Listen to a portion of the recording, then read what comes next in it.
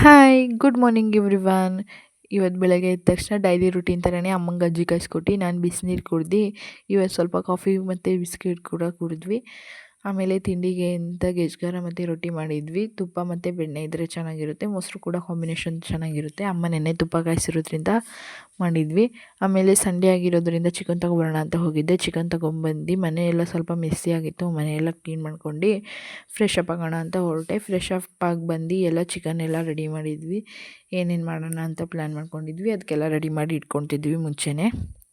ಎಲ್ಲ ರೆಡಿ ಆಗೋ ಅಷ್ಟರಲ್ಲಿ ಈವ್ನಿಂಗ್ ಆಗಿತ್ತು. ಅಷ್ಟರಲ್ಲಿ ಕೀರ್ತಿಯವ್ರು ಕೂಡ ಬಂದಿರೋ, ಅವ್ರು ಕೂಡ ಫ್ರೆಶ್ ಅಪ್ ಆಗಬೇಕಿತ್ತು. ಸೊ ಅವ್ರು ಕೂಡ ಫ್ರೆಶ್ ಅಪ್ ಆಗಿ ದೇವ್ರಿಗೆ ಕೈಯೆಲ್ಲ ಮುಗ್ದು ಕುಂಕುಮ ತೊಗೊಂಬಂದು ಅವ್ರಿಗೆ ಇಕ್ಕೊಂಡು ನಂಗೂ ಇಕ್ಕಿ ಆನಂತರ ಸ್ವಲ್ಪ ಹೊತ್ತು ಟಿ ವಿ ನೋಡ್ಕೊಂಡು ಕೂತಿದ್ವಿ. ಇನ್ನೂ ಟೈಮ್ ಆಗಲಿ, ಸ್ವಲ್ಪ ಲೇಟಾಗಿ ಊಟ ಮಾಡಿದ್ದೆ ಅಂತ. ನಾವು ಆಲ್ರೆಡಿ ಒಂದು ಸಲ ಟೇಸ್ಟ್ ನೋಡಬೇಕಾದ್ರೆ ನೀಟಾಗಿ ಬ್ಯಾಟಿಂಗ್ ಮಾಡಿದ್ವಿ. ಸೊ ಹಂಗಾಗಿ ಟಿ ವಿ ನೋಡ್ಕೊಂಡು ಕೂತಿದ್ವಿ. ಅಷ್ಟರಲ್ಲಿ ಟೈಮ್ 9 ಆಗಿತ್ತು. ಸೊ ಊಟ ಮಾಡೋಣ ಅಂದ್ಕೊಂಡು ಎಲ್ಲ ರೆಡಿ ಮಾಡ್ಕೊಂಡ್ವಿ.